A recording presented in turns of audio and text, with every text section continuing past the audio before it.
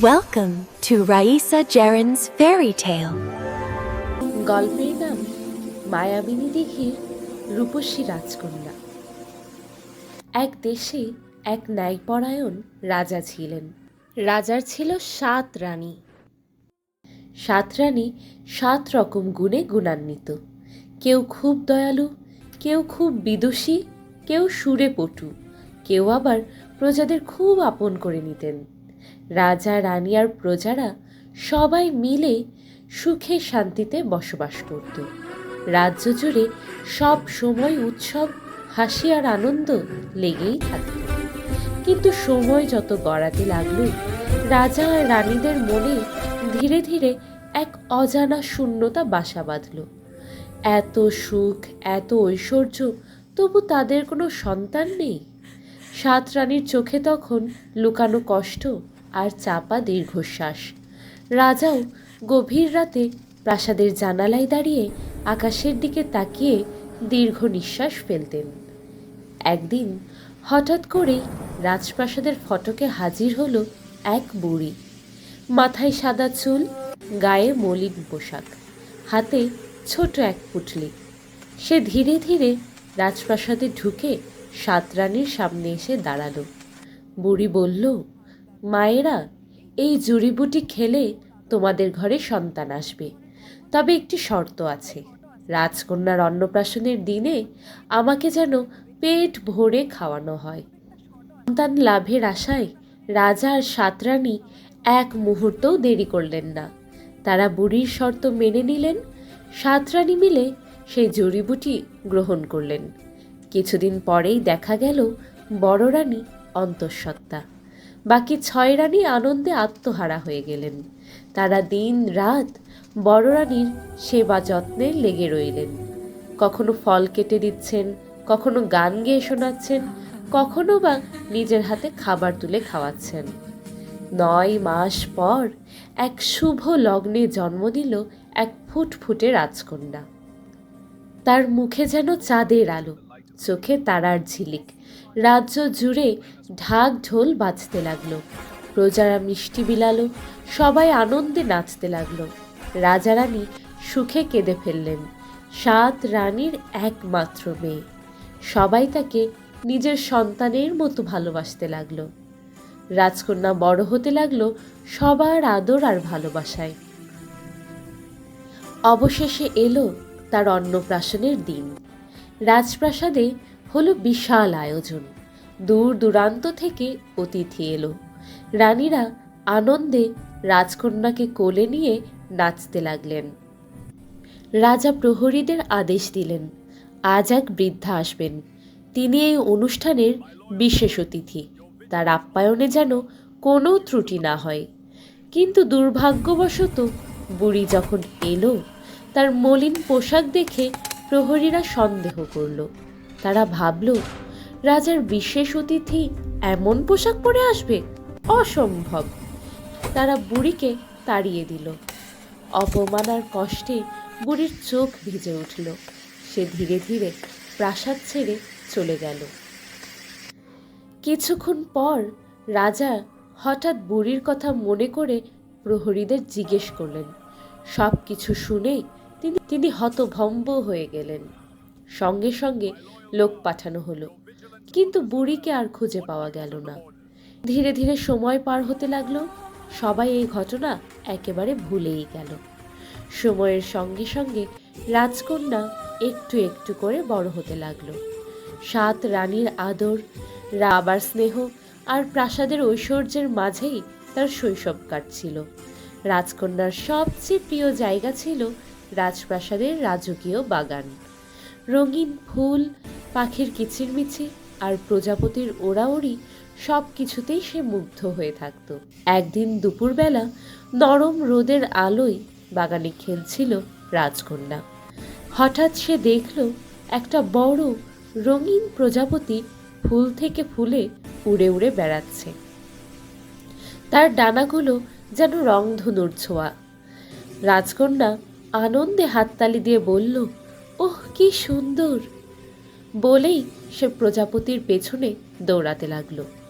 প্রজাপতিটা কখনো সামনে যায়, কখনো একটু থেমে থাকে, যেন রাজকন্যাকে ডেকে নিয়ে যাচ্ছে। দৌড়াতে দৌড়াতে রাজকন্যা যে কখন বাগান ছেড়ে প্রাসাদের বাইরে চলে এসেছে সে নিজেই বুঝতে পারল না।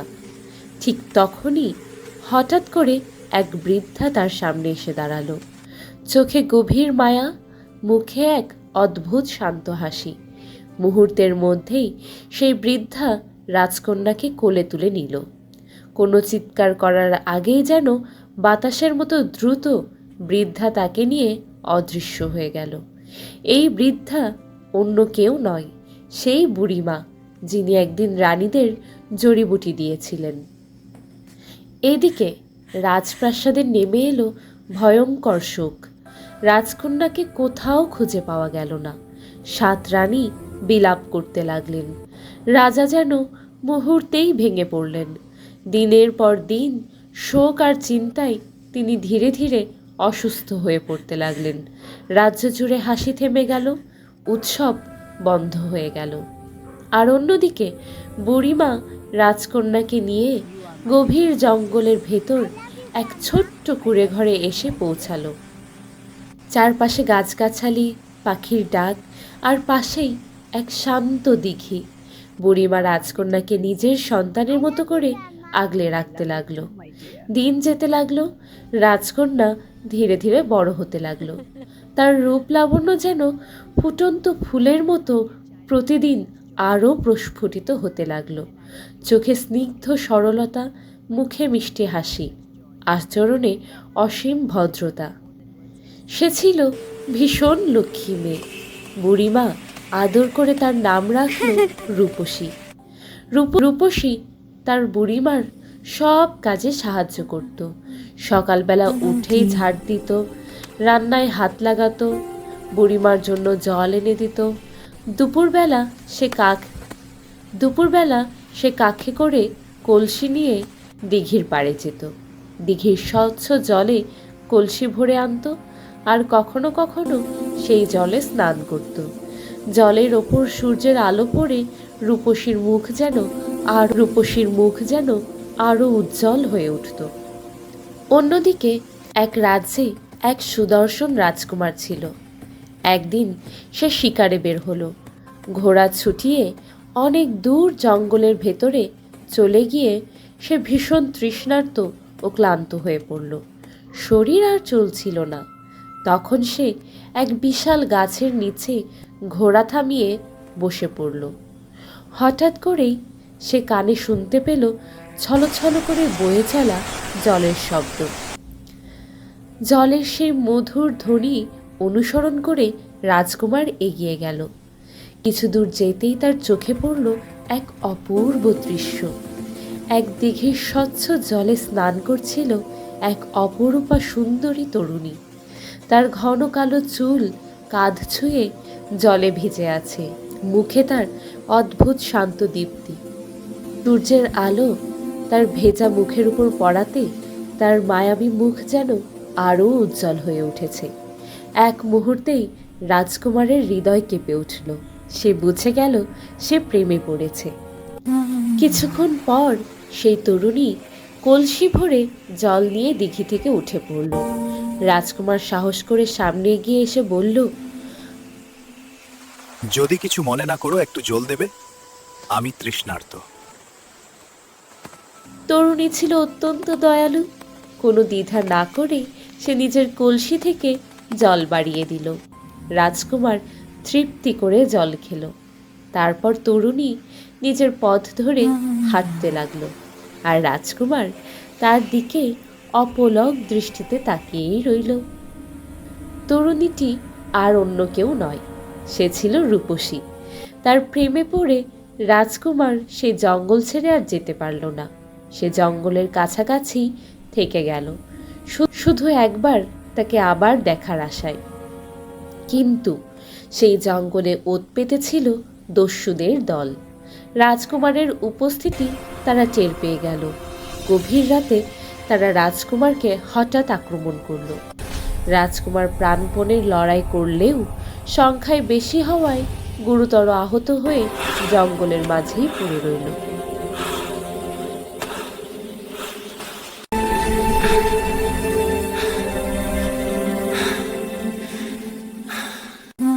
পরদিন দুপুরবেলা রূপসী কলসি নিয়ে আবার দিঘির দিকে যাচ্ছিল। হঠাৎ সে জঙ্গলের ধারে আহত অবস্থায় পড়ে থাকা রাজকুমারকে দেখতে পেয়ে অবাক হয়ে গেল। এই তো কালকেই ভালো ছিল, আজ হুট করে মানুষটার কি হলো? মুহূর্তেই তার মনে দয়া আর ভয় একসঙ্গে জেগে উঠল। অনেক কষ্টে সে রাজকুমারকে নিজের ছোট্ট বাড়িতে নিয়ে এলো। বুড়িমাকে সব কথা খুলে বলল। দুজনে মিলে রাজকুমারের সেবা শুশ্রূষা শুরু করলো। রূপসী নিজের হাতে রান্না করে রাজকুমারকে খাওয়াতো। রাজকুমারের আঘাতের জায়গাগুলোতে ওষুধ লাগিয়ে দিত। রাত জেগে তার পাশে বসে সেবা করত। তার স্নেহ আর যত্নে রাজকুমার ধীরে ধীরে সুস্থ হয়ে উঠল। এই সময়ে রাজকুমারের হৃদয়ে রূপসীর জন্য ভালোবাসা আরও গভীর হয়ে গেল।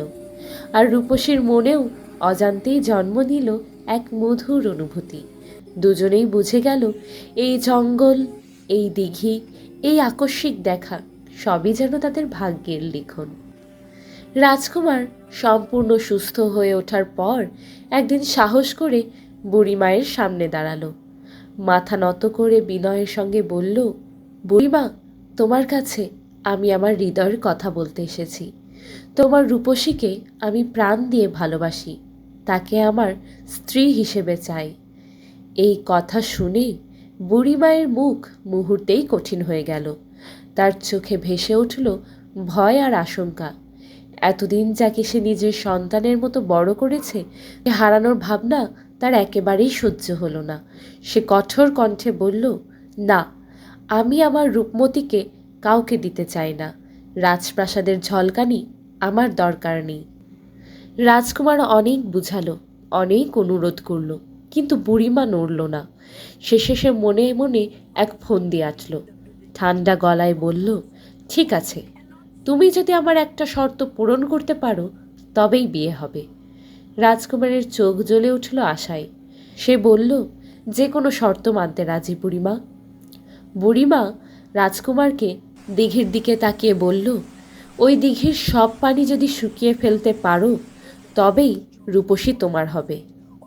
রাজকুমার ভাবল, এ তো খুব সহজ কাজ। সে আত্মবিশ্বাসের সঙ্গে তার রাজ্যে ফিরে গেল। কয়েকদিনের মধ্যেই সে নিজের রাজ্য থেকে হাজার হাজার লোক লস্কর নিয়ে এলো। কেউ বালতি দিয়ে পানি তুলল, কেউ নালা কাটল, কেউ মাটির বাঁধ তুলল। দিন রাত চেষ্টা চলল, কিন্তু আশ্চর্য ব্যাপার, যতই পানি তোলা হয় দিঘি ততই ভরে যায়, এক ফোঁটাও কমে না। দিনের পর দিন পার হয়ে গেল, লোকেরা ক্লান্ত হয়ে পড়ল। শেষমেশ সব চেষ্টা ব্যর্থ হলো। রাজকুমার হতাশ হয়ে দিঘির পাড়ে বসে পড়ল। তার চোখে জল চলে এলো। সে বুঝে গেল এই দিঘি মায়াবিনী, একে শুকানো মানুষের পক্ষে অসম্ভব। আর দূরে দাঁড়িয়ে বুড়িমা মৃদু হাসল। সে জানত এই দিঘির জল কখনো শুকাবে না, আর এই শর্ত পূরণ না হলে রূপসীও কোনোদিন তার কাছ থেকে দূরে যেতে পারবে না। কিন্তু সে জানত না, ভালোবাসা যখন সত্য হয় তখন মায়াজালও একটা সময় কেটে যায়। সেদিন দিঘির পাড়ে বসে রাজকুমার অনেকক্ষণ নীরবে রইল। হাজার লোক লস্কর শক্তি আর ক্ষমতা এই দিঘির এক ফোঁটা জলও কমাতে পারল না। তার চোখে তখন শুধু রূপসীর মুখ ভাসছিল। সে ধীরে ধীরে বলল, আমি শক্তি দিয়ে জয় করতে পারিনি। যদি ভাগ্য কিছু চায় তবে সে নিজেই পথ দেখাবে। সেই রাতেই রূপসী চুপি চুপি দিঘির পাড়ে এলো। তার চোখে জল আর মনে অসংখ্য প্রশ্ন। সে দিঘির জলে হাত ডুবিয়ে ফিসফিস করে বলল, হে দিঘি, যদি তুমি সত্যিই মায়াবিনী হও তবে বলো, আমার পথ কোনটা? হঠাৎ দিঘির জল আলোয় ঝলমল করে উঠল। চারপাশ নিস্তব্ধ। ধীরে ধীরে জলের মাঝখান থেকে ভেসে উঠল সেই দিঘির রক্ষক। তিনি বললেন, রূপসী, সময় এসে গেছে তোমাকে সব সত্য বলার। রূপসীর বুক ধক করে উঠল। দিঘির রক্ষক বলল, তুমি কোনো সাধারণ মেয়ে নও, তুমি এক রাজ্যের হারানো রাজকন্যা। তোমার জন্মের দিন যে বুড়ি তোমাকে জড়িবুটি দিয়েছিল সেই বুড়ি তোমাকে এখানে এনেছিল। রক্ষা করার জন্য, তোমার অধিকার কেড়ে নেওয়ার জন্য নয়। রূপসীর চোখ বেয়ে অশ্রু গড়িয়ে পড়তে লাগলো। দিঘির রক্ষক আবার বললেন, এই দিঘির জল শুকানো যায় না শক্তি দিয়ে, কিন্তু সত্য আর ত্যাগের সামনে কোনো মায়াজাল টিকে থাকতে পারে না। পরদিন সকালে রূপসীর সব সত্য জেনে বুড়িমায়ের সামনে দাঁড়ালো।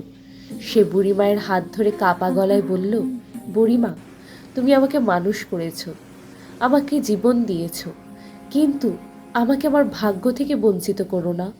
ভালোবাসা ছিনিয়ে রাখা যায় না। বুড়িমায়ের চোখ ভিজে উঠল। এতদিনের ভয় আর একাকিত্ব ভেঙে পড়ল তার বুক থেকে। সে বলল, আমি ভেবেছিলাম তোমাকে হারালে আমি একা হয়ে যাব।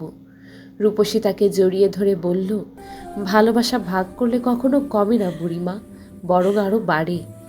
সেই মুহূর্তে এক অদ্ভুত ঘটনা ঘটল। দিঘির জল এক স্তর নিচে নেমে গেল। বুড়িমা অবাক হয়ে সেদিকে তাকিয়ে রইল। সে বুঝে গেল মায়াজাল ভেঙে গেছে। সে ধীরে ধীরে রাজকন্যাকে বলল, শর্তের আর দরকার নেই, তুমি যাও মা, তোমার সুখেই আমার মুক্তি।